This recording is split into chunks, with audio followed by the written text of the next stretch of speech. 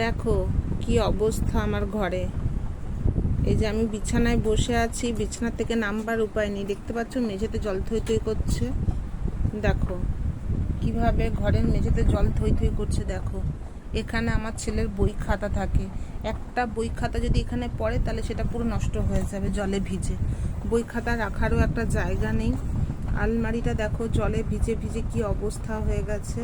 এখানে আমাদের মানে এই ঘরেই আমাদের খাওয়া দাওয়া করা হয়। এইখানে দেখো খাবার দাবার থাকে, কিন্তু আজকে খাবার দাবারগুলো পাশের ঘরে শিফট করা হয়েছে, মানে সব ওই ঘরেই। সেটা আমার সেলাইয়ের ঘর।